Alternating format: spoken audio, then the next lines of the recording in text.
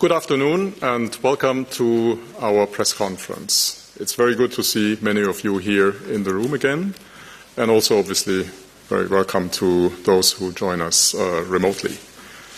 We are here on stage with President Lagarde and Vice President de Guindos. My name is Wolfgang Preußel. Later in the question and answer session, I would like to ask you to identify yourself, and if you are joining or if you are asking a question remotely, put on your camera and your microphone, since we want to hear and see you. And with this, I would like to hand over to President Lagarde. President Lagarde, please. Thank you very much, and good afternoon to all of you. The Vice President and I welcome you to this press conference. Today, in line with our strong commitment to our price stability mandate, the Governing Council took further key steps to make sure that inflation returns to our 2% target over the medium term. We decided to raise the three key ECB interest rates by 50 basis points and approved the transmission protection instrument that I will refer to as TPI. The Governing Council judged that it is appropriate to take a larger first step on its policy rate normalisation path than signalled at its previous meeting. This decision is based on our updated assessment of inflation risks and the reinforced support provided by the TPI for the effective transmission of monetary policy. It will support the return of inflation to our medium-term target by strengthening the anchoring of inflation expectations and by ensuring that demand conditions adjust to deliver our inflation target in the medium term. At our upcoming meetings, further normalisation of interest rates will be appropriate. The front-loading today of the exit from negative interest rates allows us to make a transition to a meeting-by-meeting approach to our interest rate decisions. Our future policy rate path will continue to be data-dependent and will help us deliver on our 2% inflation target over the medium term. In the context of our policy normalisation, we will evaluate options for remunerating excess liquidity holdings. We assessed that the establishment of the TPI is necessary to support the effective transmission of monetary policy. In particular, as we continue normalising monetary policy, the transmission protection instrument will ensure that our monetary policy stance is transmitted smoothly across all euro area countries. The singleness of our monetary policy is a precondition for the ECB to be able to deliver on its price stability mandate. The TPI will be an addition to our toolkit and can be activated to counter unwarranted disorderly market dynamics that pose a serious threat to the transmission of monetary policy across the euro area. The scale of TPI purchases depends on the severity of the risks facing policy transmission. Purchases are not restricted ex ante. By safeguarding the transmission mechanism, the TPI will allow the Governing Council to more effectively deliver on its price stability mandate. In any event, the flexibility in reinvestment of redemptions coming due in the pandemic emergency programme portfolio remains the first line of defence to counter risks to the transmission mechanism related to the pandemic. The decisions taken today are set out in a press release available on our website, and the details of the TPI are described in a separate press release that will be published at 3:45. I will now outline in more detail how we see the economy and inflation developing, and will then explain our assessment of financial and monetary conditions. So, economic activity is slowing. Russia's unjustified aggression towards Ukraine is an ongoing drag on growth. The impact of high inflation on purchasing power, continuous supply constraints, and higher uncertainty are having a dampening effect on the economy. Firms continue to face higher costs and disruptions in their supply chains, although there are tentative signs that some of the supply bottlenecks are easing.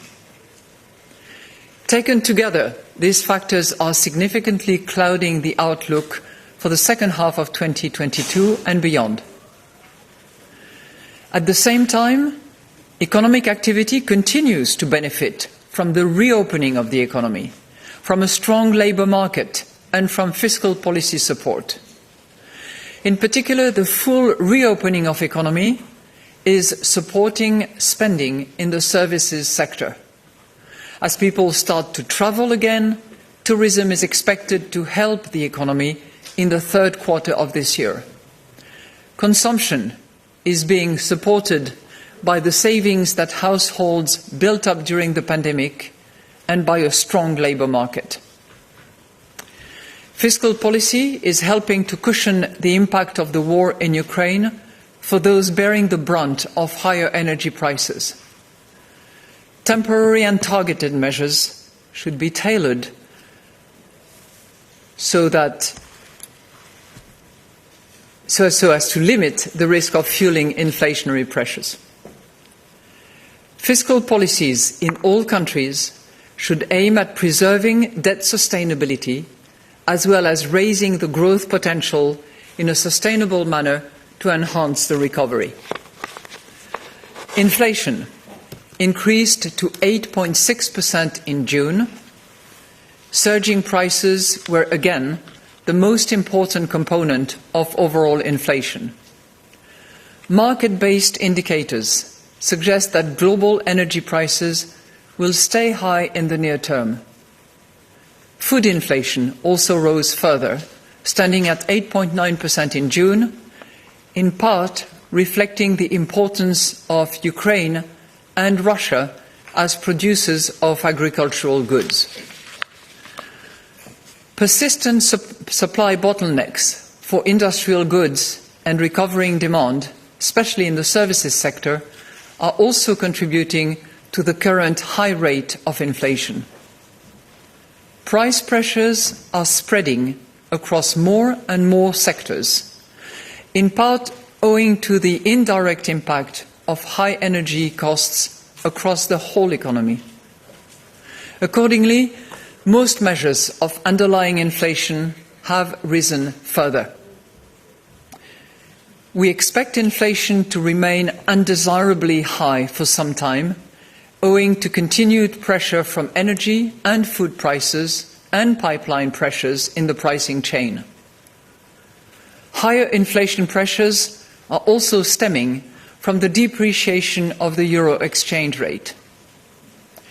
But looking further ahead, in the absence of new disruptions, energy costs should stabilize and supply bottlenecks should ease, which together with the ongoing policy normalization should support the return of inflation to our target.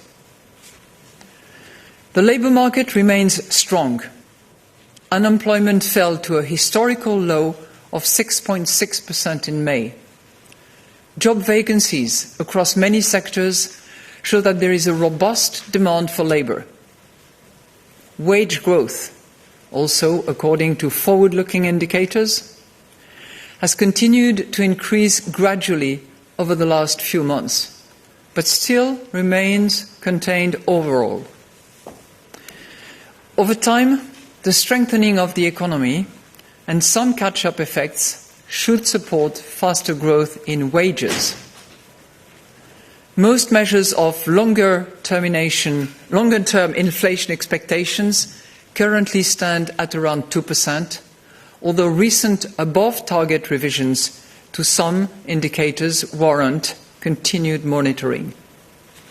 Risk assessment.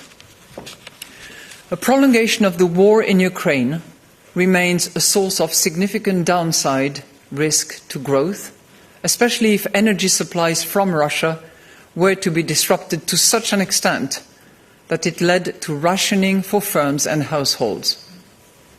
The war may also further dampen confidence and aggravate supply-side constraints, while energy and food costs could remain persistently higher than expected. A faster deceleration in global growth would also pose a risk to the euro area outlook. The risks to the inflation outlook continue to be on the upside and have intensified, particularly in the short term. The risks to the medium-term inflation outlook include a durable worsening of the production capacity of our economy, persistently high energy and food prices, inflation expectations rising above our target, and higher than anticipated wage rises. However, if demand were to weaken over the medium term, it would lower pressures on prices. So turning to financial and monetary conditions now. Market interest rates have been volatile as a result of the pronounced economic and geopolitical uncertainty. Bank funding costs have risen in recent months, which has increasingly fed into higher bank lending rates, in particular for households. While the volume of bank lending to households remains strong, it is expected to decline in view of lower demand. Lending to firms has also been robust as high production costs, inventory building, and lower reliance on market funding have created a continued need for credit from banks. At the same time, demand for loans to finance investment has declined. Money growth has continued to moderate owing to lower liquidity savings and lower Eurosystem asset purchases. Our most recent bank lending survey reports that credit standards tightened for all loan categories in the second quarter of the year, as banks are becoming more concerned about the risks faced by their customers in the current uncertain environment. Banks expect to continue tightening their credit standards in the third quarter. So, summing up, inflation continues to be undesirably high and is expected to remain above our target for some time. The latest data indicates a slowdown in growth, clouding the outlook for the second half of 2022 and beyond. At the same time, this slowdown is being cushioned by a number of supportive factors. The Governing Council has today decided to raise the key ECB interest rates and approved the transmission protection instrument. At our upcoming meetings, further normalization of interest rates will be appropriate. Our future policy rate path will continue to be data dependent and will help us deliver on our 2% inflation target over the medium term. We now stand ready to adjust all of our instruments within our mandate to ensure that inflation stabilizes at our 2% target over the medium term. Our new transmission protection instrument will safeguard the smooth transmission of our monetary policy stance throughout the euro area as we keep adjusting the stance to address high inflation. We're now ready to take your questions. Thank you, President Lagarde. And the first question today goes to Annette Weisbach of CNBC. Thank you very much. Good afternoon, President Lagarde. Good afternoon. My first question is on your forward guidance and what the front-loading means for September, because you previously has been guiding us and the market that September will see a 50 basis point hike unless there is a clear signs of inflation going down. Second question is on Italy. We are seeing yields rising with the political uncertainty at center stage. What's your message to the markets? Is the TPI big enough and bold enough to prevent a potential escalation of the situation? Thank you. Well, thank you very much. And actually, your question helps me give you a bit of an insight of what happened during this really important Governing Council meeting. Governing Council members around the table made two important decisions. The first one had to do with interest rate hikes by 50 basis points, and I will come back to forward guidance in a minute, and also decided to approve at unanimity of the Governing Council, the transmission protection instrument. So let me come back to the interest rate hikes that we decided, and I will come back as a result to your forward guidance question. We debated internally within the Governing Council about the pros and cons of sticking to the signalled 25 basis point of July, which entailed the other forward guidance that we gave in respect of September, and the two of them were clearly a package. And having weighed the pros and cons, we decided on balance that it was appropriate to take a larger step towards exiting from negative interest rates. Okay?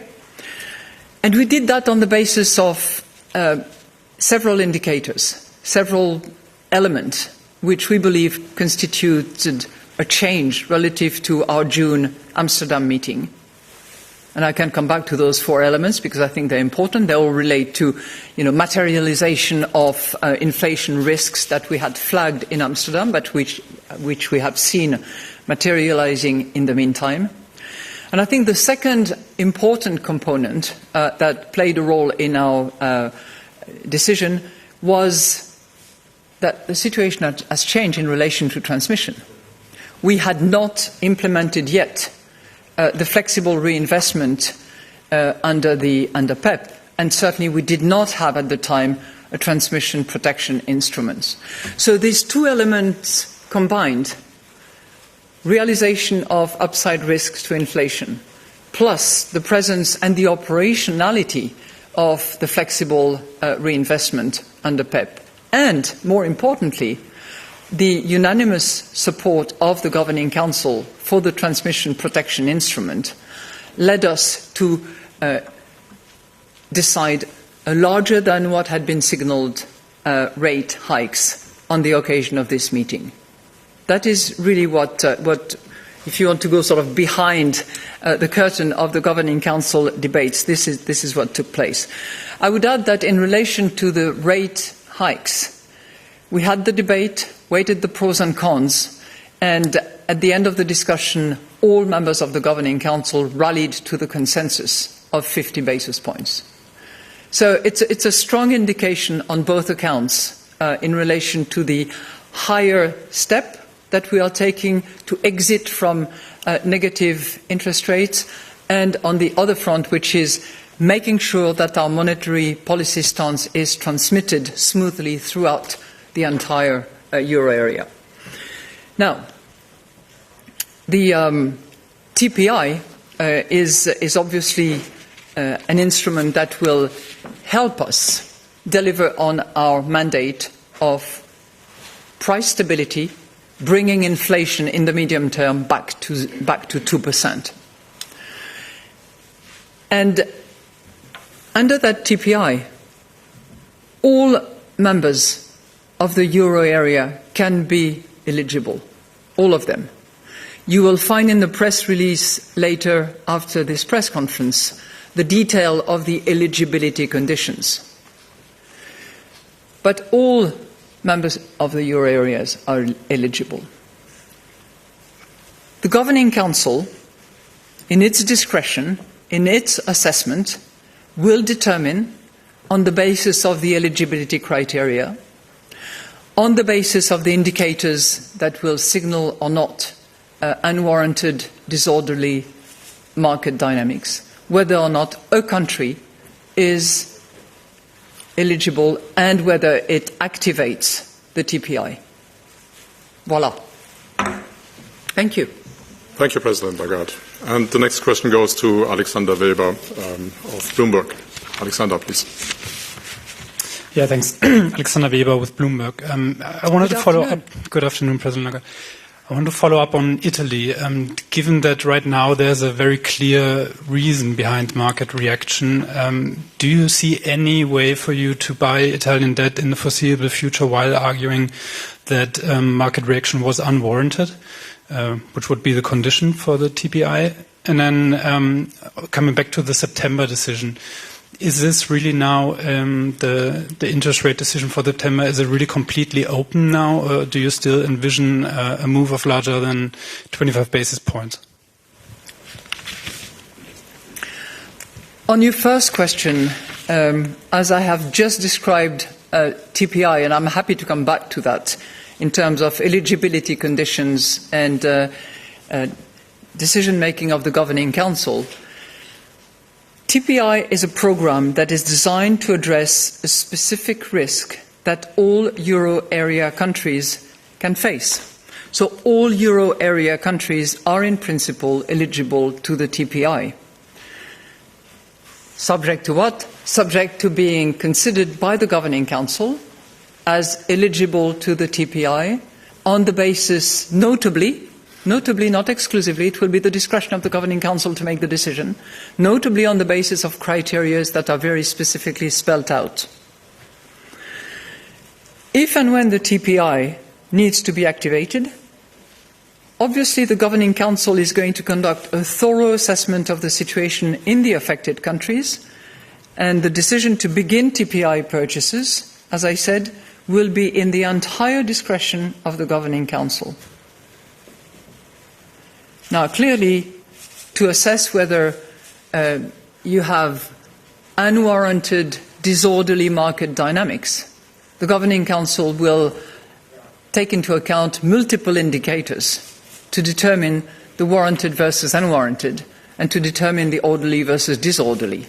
And multiple indicators have been discussed and will be taken into account by the Governing Council. You wanted to come back to September. That's a good point. I think I had addressed that issue with your colleague sitting next to you. I think what I tried to explain in my first answer is that in June we have signalled. It's not exactly what I said, by the way, neither in my blog nor in my Simtra speech, just in case any of you is interested, and very scrupulous and scrutinises those documents. But at our Amsterdam June meeting, we signalled our intention to increase by 25 basis points. And that was a signal, a degree of forward guidance to that signal, that was coupled with the signal that was given in relation to September. Given the decision that we are taking today, which is to increase, and remember, Amsterdam, for those of you who have forgotten, was we intend to increase by 25 basis points, and at our September meeting, the incremental increase will be possibly larger than 25. And some of you have assumed that it might be 50. But we decided to go for 50 basis points hike in June, and therefore the combined forward guidance that existed for September is no longer applicable. I think if you go back to the monetary policy statement, you see very clearly that from now on we will make our monetary policy decisions on a data-dependent basis, we'll operate month by month and step by step. So what happens in September is going to depend on what data we have for September, But we are definitely on a normalization path, in order to reach our medium-term objective of 2%. So let me repeat again, because you seem to frown. We will determine in September, on the basis of the data that we receive, and this is a projection exercise in September, remember? That will include all the national central bank in the exercise. So on the basis of the data that we receive at the time of those projections, we will determine what step we take on the normalization path that we are taking in order to deliver on our medium-term 2%. Now, that doesn't mean to say that we are changing the ultimate point of arrival, okay? We are accelerating the exit, and we are following the the path of normalization that we have flagged. Thank you. Thank you, President Lagarde. The next question goes to Franziska Kuhs of ZDF German Television. Hello, good afternoon. Thank you for having my question, which is the following. How will the ECB decision on the interest rates affect the retail investors in the medium and long term? More specifically, I'm wondering what kind of effect it will have on just a normal private person that is in the market and now wondering what this will do with his or her money. Well, first, we are moving all three interest rates by 50 basis points. So, obviously, the cost of funding for banks and the cost of credit for those who borrow from banks is, assuming good transmission, which I do, given that we have a transmission protection mechanism and that we are very attentive to that, will go up. That's pretty obvious. And why is that actually beneficial at the end of the day for those in the retail sector, for those consumers, for all economic agents? Is that the most precious good that we can deliver and that we have to deliver is price stability. So we have to bring inflation down to 2% in the medium term. That is the imperative under the treaty. That is the strategy review objective that we have set for ourselves, and it's time to deliver. Thank you. And the next question will turn to WebEx and goes to Francesco Canepa of Reuters. Francesco, please. Yeah, good afternoon. So my first question is whether you are going to announce TPI purchases when you make them, and whether you are going to sterilize them, and if so, how? And if so, what? If so, how? Huh? How? Oh, how? Okay, thank you very much for your question. As far as publication is concerned, publication will take place in due course according to publishing principles and rules that we apply. Okay, so that's answer to your question one. And as far as the other question is concerned, I would just like to clarify that if TPI is activated, it will avoid interference with the appropriate monetary policy stance, and we will address the implications of TPI purchases for the scale of the aggregate Eurosystem monetary policy debt security portfolio and the amount of excess liquidity. I'm not going to go through the details of exactly using which mechanism, sterilization or otherwise, that we would be using. These are practical matters that certainly have been discussed, have been agreed, but if you don't mind, the transmission protection instrument is intended to facilitate, enhance transmission of our monetary policy stance in particular circumstances that we will address, and the ECB will be capable of doing that. And the ECB is capable of going big for that. Thank you, President Lagarde. And I'll take another question from WebEx, and this one goes to Tonia Mastrobuoni of La Repubblica. Tonia, please.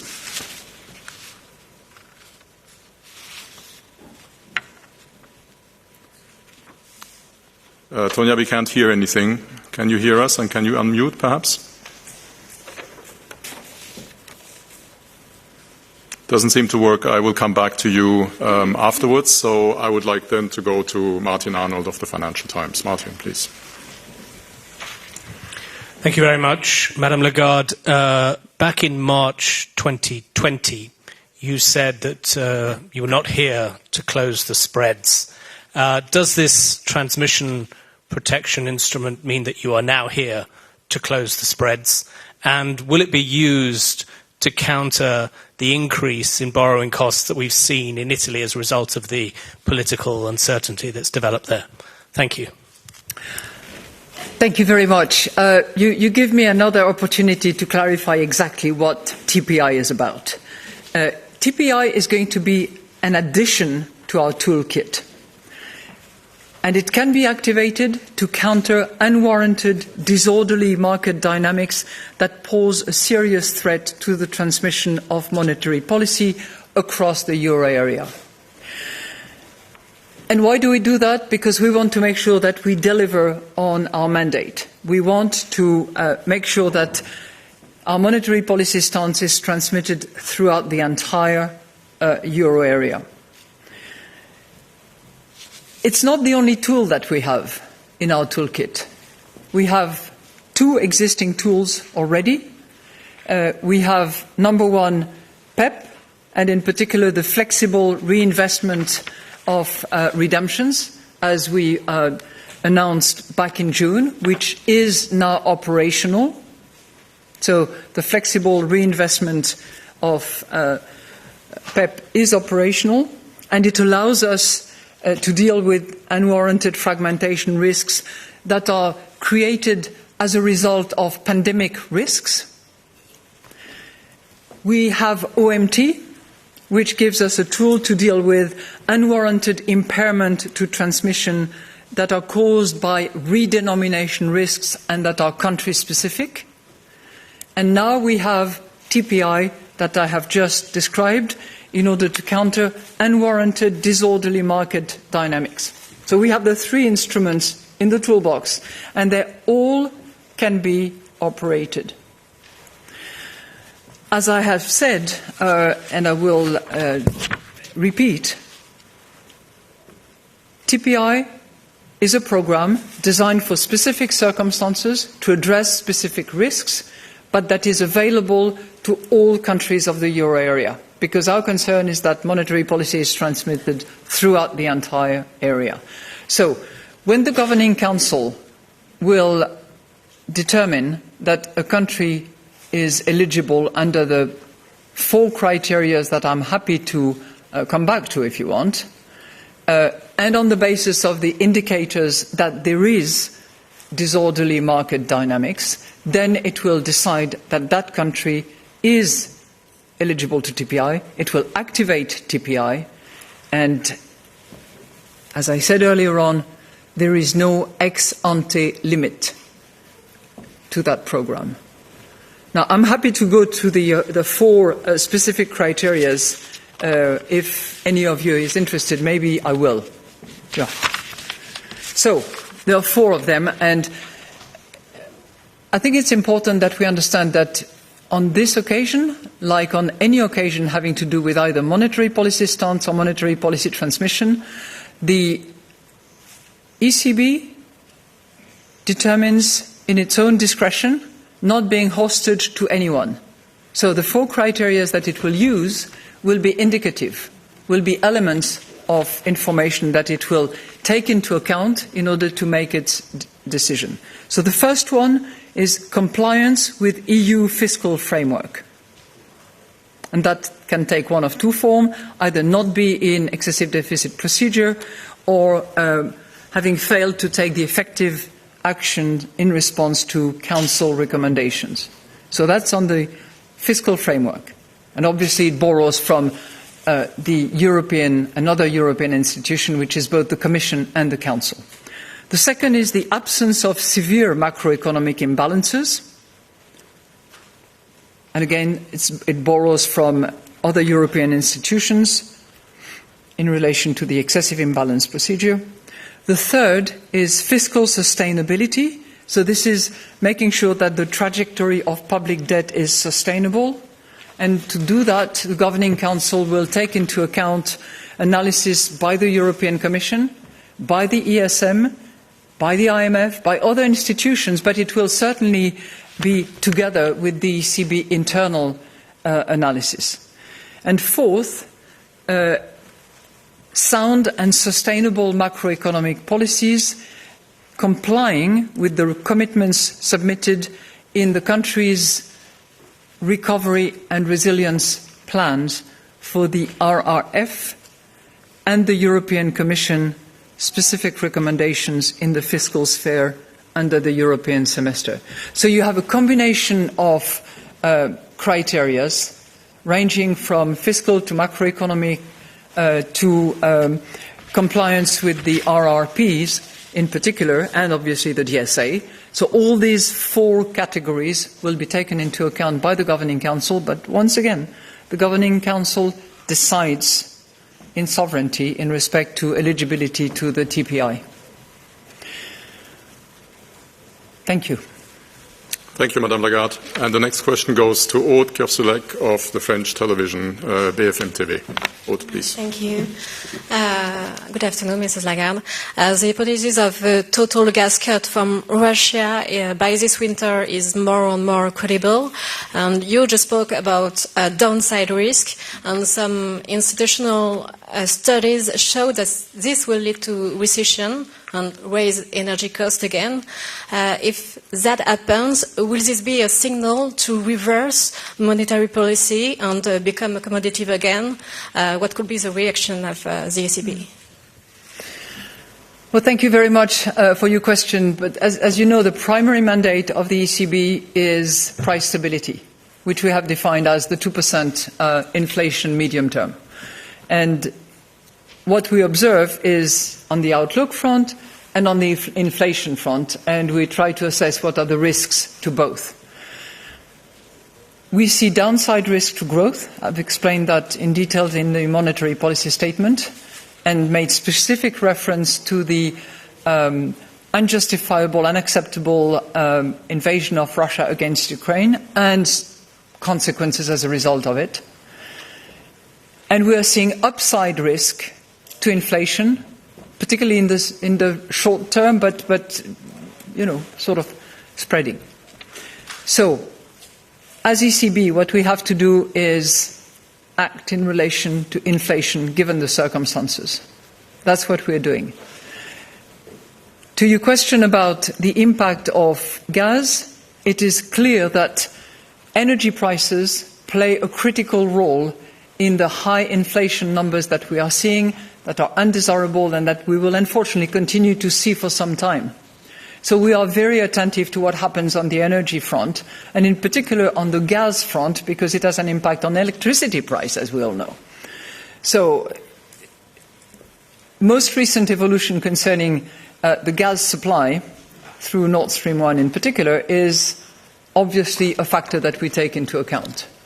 And the decisions that have been announced by the European Commission in relation to savings, in relation to solidarity, in relation to inventory, are also taken into account in relation to the role that energy plays in relation to inflation, but also obviously in relation to growth. So we are very attentive to all these factors. Is that going to lead to a recession? You know, we look at our projection dating back to June. We look at the most recent forecast published by the Commission last week. Under the baseline scenario, there is no recession, neither this year nor next year. Is the horizon clouded? Of course it is. Thank you. Thank you, President. And we'll try it again with Tonia Mastrobuoni of La Repubblica. Tonia, please. Yes, hello. Hello, Madame Lagarde, and sorry I couldn't cope with my technical problems. Sure. Good afternoon. I have two questions. The first, I would like to go back to Italy, of course, because it's not only a question of debt. I mean, how worried are you about the collapse of the Draghi government, also due to the fact that Italy will become a large part of the next generation EU, which should fuel also the growth in the Eurozone, and that this is a reform path. And so also the next generation EU money it receives could be interrupted by this political crisis. So also threatening the growth outlook in the whole Eurozone. And my second question, I mean, very often in the last decade, at least, the rises of rates on government bonds were caused by political crisis. So if I'm not wrong, you mentioned the 4 criteria, and Italy would meet these criteria at this moment.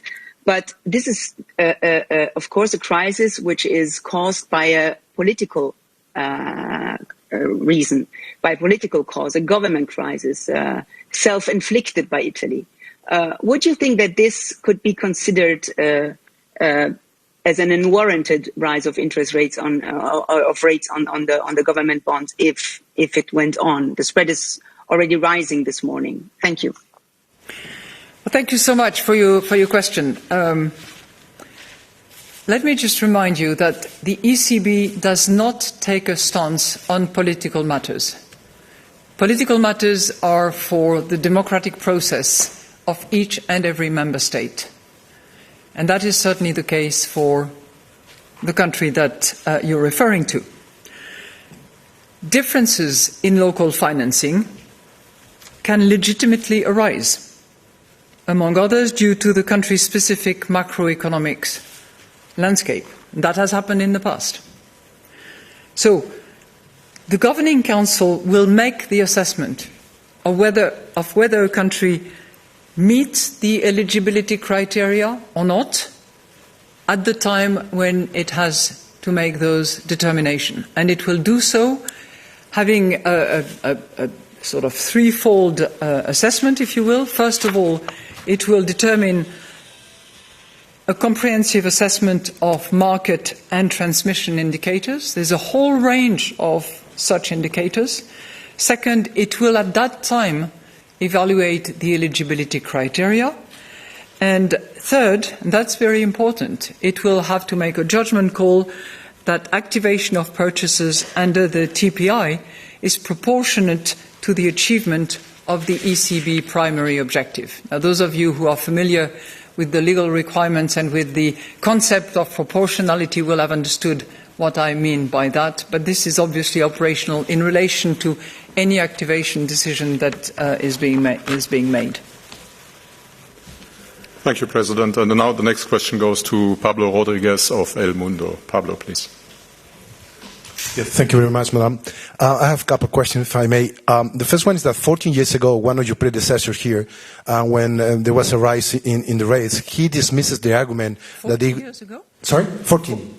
Oh, okay. 14 years ago. 14. 14. Okay, okay. He said he dismisses the argument that the rise will put further strain in the peripheral countries. And he said, I don't buy that argument. I was wondering if now you kind of buy that argument, because in a sense, this new instrument you are announcing, even though it's just an extra one, basically those criteria describe pretty well those countries in problems that 14 years ago may need the help of the ECB. So do you think that the economies are more resilient right now, or just an instrument as it is, it will help them to compensate the effects of the new rate? And the second one, if I may, is the Spanish government has announced a new tax on banks for windfall profits. I was wondering, because they explain they do that because of the interest rates rise. And I was wondering if you have an assessment, you will eventually have an assessment, and you have an opinion as you have in the past, because it has happened before in other countries, and I was wondering if you think it's actually a good answer for after what has been announced, or just because of what has been announced today here. Thank you. Thank you so much for your question. I think your second question will be addressed by my colleague, the Vice President de Guindos. Well, good afternoon, everyone. Well, it's very difficult to give an opinion when you do not know, the concrete details of the tax. We do not know the characteristics. We do not know whether it will be a tax on profits. It will be a tax on assets. So it's that's the first thing that we have to say. We do not know the details, and so our opinion cannot be complete in that respect. What I can tell you is what has been our policy line in the past with respect to taxation of banks. No? And if you look at our opinions in the past, they are quite clear. What they try to make quite explicit is that the tax should not impair credit extension, credit growth, because this is important for economic activity. Second, that we should try to avoid any sort of tightening of financing conditions for households and corporates. And finally, that the tax should not damage the solvency of the banking industry. This has been always, in the opinions that we have produced in the past, it has been always, this kind of message to the governments. But I repeat again, we do not know the concrete characteristics and features of the Spanish tax that has been announced, as you have said, by the Spanish government, and so in order to have a much more concrete and specific answer and response and opinion, we will have to wait a little bit. And to your first point, that helps me to yet again come back to TPI, because in the monetary union, there is an inherent risk, particularly the monetary union that we have here in the euro area. There's an inherent risk that a large shock can create fragmentation risks. And that can lead to self-fulfilling market dynamics that are not warranted. And it matters for the singleness of our monetary policy in our monetary union. But those impediments can have different sources. And that is the reason why we have several tools. As I said earlier on, we have the flexible reinvestment of PEP, which has been deployed, is currently operational. We have OMT, which was decided back then for another unwarranted disorderly market dynamics, but having to do with more country-specific matters, and closely associated with the redenomination risk, because that's really what it was designed for at the time, if you remember. So we were short of this particular tool, which is the one that we have in front of us, the transmission protection instrument, that is not related to redenomination risks, but to the unwarranted disorderly market dynamics that can impair the proper transmission of monetary policy throughout the euro area, which is, as I said again, it's with no limitation ex ante, which has been designed carefully with adequate attention paid to the safeguards that are necessary for that instrument to be valid, and with a creditor seniority that is pari passu with any other creditor, in order for it to be efficient and not to crowd out. So that's what we have done, and I can assure you that we would rather not use TPI. The Governing Council would rather not use it. But if we have to use it, we will not hesitate. We will not hesitate. Thank you. Thank you. Next question goes to Roland Koopman of the Dutch television channel RTL. Roland, Thank you, please. and good afternoon, Madam President. I'm over here. Where are you? I'm here, to your right. Oh, yeah. All right. Okay, I've got two brief questions. Your previous forward guidance to this rate decision is about 5 weeks old. Yet the rate hike decision is a lot bigger than anticipated. Did the monetary conditions in the Eurozone deteriorate that fast, or is the agreement on TPI giving you the ability to go further than you anticipated? Second question, you stated that you're on the path towards normalization. What interest levels are considered normal by the ECB? Thank you. Thank you very much. The reason we decided by total consensus around the table to depart from the signal that we had given back in Amsterdam was twofold. Number one, we had clear realization of upside risk to inflation And I can give you a list of those examples. Inflation going from 8.1% in May to 8.6% in June, way above our forecast. Seasonally adjusted month-on-month inflation rates that show strong inflation momentum for nearly all components. Number 3, a broad range of indicators of underlying inflation that have continued to increase and pipeline pressures that are rising to record high levels. And added to that, which relates essentially to inflation, the euro-dollar rate that has fallen substantially in the last few weeks, which obviously has a bearing on inflation going forward. So it's on the basis of that set of monetary policy stance-related elements that we have taken the decision. As I said, twofold, inflation-related, and second, the fact that the concern that we had about monetary policy transmission is addressed by, number one, the deployment of the TPI, the PEP flexible reinvestment policy, and second, the unanimous support of the entire Governing Council to a strong and powerful transmission protection instrument that I have just described earlier on. So on the stance front, we had good reasons to revisit, and on the transmission, we are confident that the existence of that mechanism, its ability to be deployed, is actually reinforcing our capacity to deliver on our price stability mandate and to walk that journey of monetary policy normalization.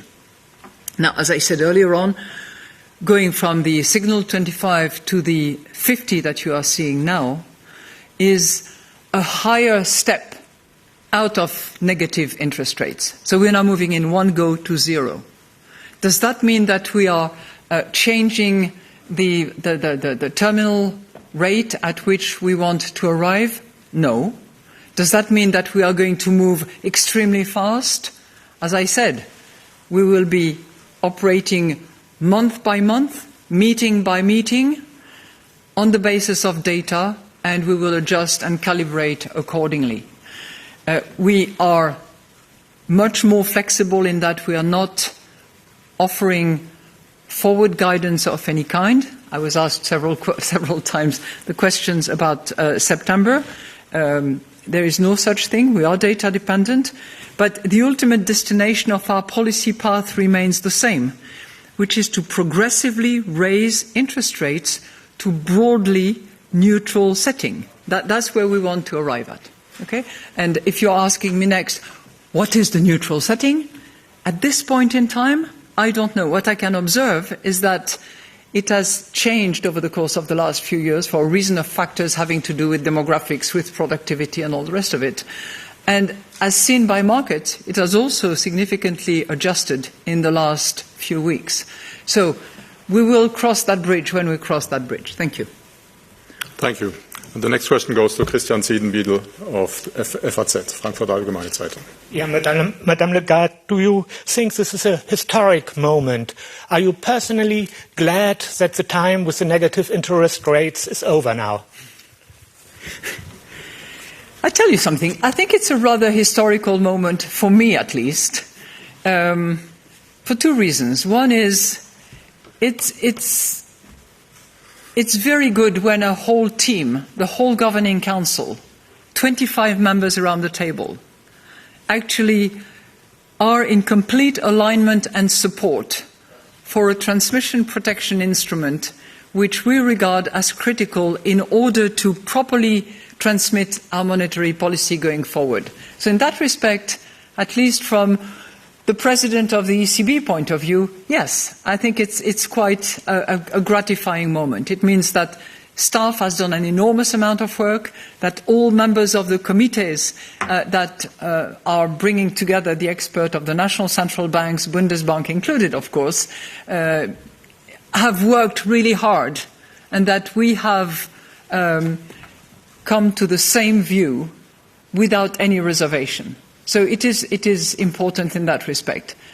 I think, it's the first time in over a decade that we raise interest rates. And moving out of negative interest rates, by all accounts, certainly to me, is going to facilitate a number of things that we can explain to European citizens in order to help them understand what we are trying to do in order to reduce inflation and in order to procure price stability. So in those two respects, yes. But, I have a short history as a central banker. The last question goes to Isabella Bufacchi of Il Sole 24 Ore. Isabella, please. Thank you. Good afternoon, and thank you very much for the opportunity. If I may go back to TPI, you called it a program and a mechanism. The market calls it a shield, and we look at it as a shield that can protect all countries. But it's also complex, and by the way you described it, how fast can you trigger if a country needs this kind of shield?